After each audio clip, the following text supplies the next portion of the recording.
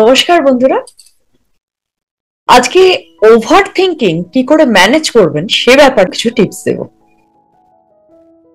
দেখুন, over thinking বা অতিরিক্ত ভাবনা এটা আসে এটা থেকে যে একটা পার্টিকুলার চিন্তা, সেই চিন্তা থেকে সেই থট থেকে আমরা মেটা থট ক্রিয়েট করি, সেটার সাথে সম্ভাব্য ভবিষ্যৎ সম্পর্কে, এবং সেটা খুব ডেঞ্জারাস কিছু, সেই সম্পর্কে চিন্তা ভাবনা করে আমরা কিন্তু ভাবতে শুরু করি, যেটাকে বলা হয় ওভার থিঙ্কিং। এবং যেহেতু নেগেটিভ ভাবনাই আসে ওভার থিঙ্কিং এর ক্ষেত্রে, তাই জন্য আমাদের মধ্যে ভীষণ রকম অ্যাংজাইটি তৈরি হয়, স্ট্রেস তৈরি হয়। এগুলো হচ্ছে ওভার থিঙ্কিং এর সাইড এফেক্ট বা ওভার থিঙ্কিং এর ফল বলতে পারা যায়।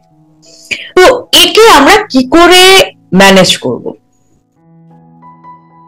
জাস্ট আপনি যা নিয়ে চিন্তা করছেন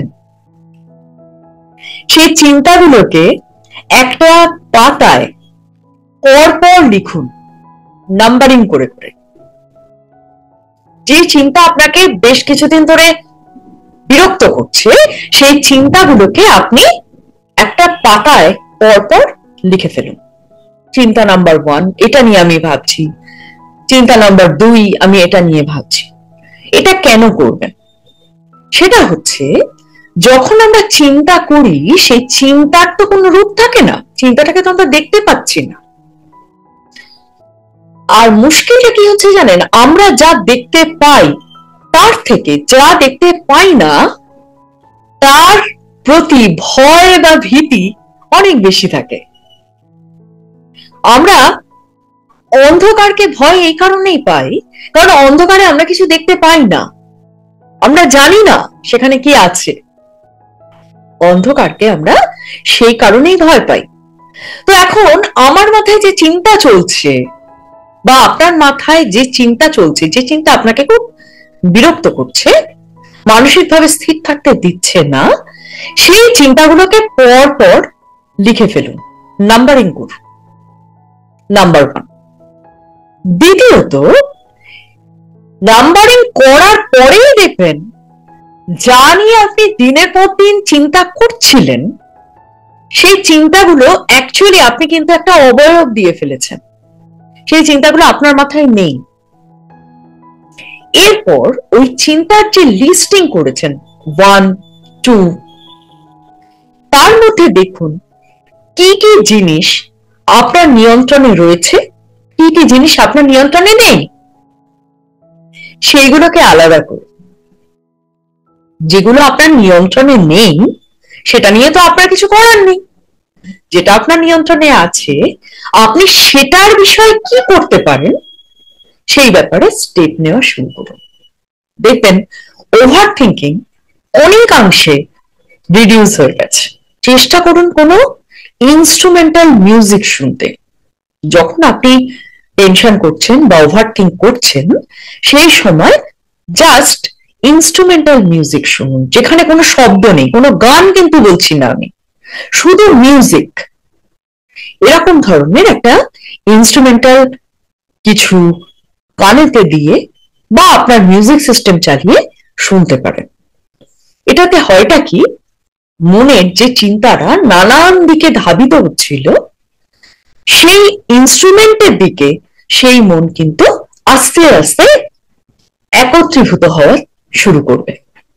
এটাও একটা খুব ভালো প্রসেস ওভার থিঙ্কিং থেকে বাঁচার জন্য।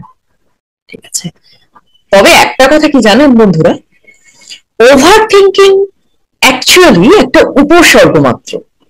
মানে হয়টা কি, আমরা বলি না যে অনেক সময় আমাদের হয়তো জ্বর হলো বা শরীরে কোথাও ফুলে গেল বা ব্যথা করছে। তো ব্যথা করা বা জ্বর আসা, এই ব্যাপারগুলো আমরা ফিল করছি, আমরা দেখতে পাচ্ছি। তো জ্বর এসছে, জ্বরের পেছনে কারণটা কিন্তু আলাদা। কিছু ক্ষেত্রে ভাইরাল ফিভার হতে পারে, কিছু ক্ষেত্রে টাইফয়েড হতে পারে, কিছু ক্ষেত্রে শরীরে অন্য কোনো সমস্যা রয়েছে, তার একটা উপসর্গ হিসেবে জ্বরটাকে আমরা সামনে দেখতে পাচ্ছি, এটা হতে পারে, তাই না? তো একই রকম ভাবে ওভার থিঙ্কিং এর পেছনে কিন্তু একটা বড় কিছু কারণ থাকে। সেই কারণটাকে খুঁজে বার করতে হয় এবং সেটার জন্য অবশ্যই মেন্টর বা কোচের কাছে যাওয়া ভীষণ প্রয়োজন। আপনার ভেতরে কেন ওভার থিঙ্কিং চলছে? ওভার থিঙ্কিং আসছে কারণ আপনার মানসিক জগতে, আভ্যন্তরীণ জগতে কিছু কনফ্লিক্ট রয়েছে, কিছু দ্বন্দ্ব রয়েছে। সেই দ্বন্দ্বটা আপনার বিশ্বাসের সাথে বিশ্বাসের হতে পারে, আপনার ভ্যালুর সাথে বিশ্বাসের হতে পারে, তার জন্য হতে পারে। তো এই ব্যাপারগুলো জানার জন্য কিন্তু অবশ্যই বিশেষজ্ঞের পরামর্শ নেওয়া ভীষণভাবে প্রয়োজন। ওভার থিঙ্কিং কিন্তু কোনো সমস্যা নয়, এটা একটা উপসর্গ মাত্র। কেমন?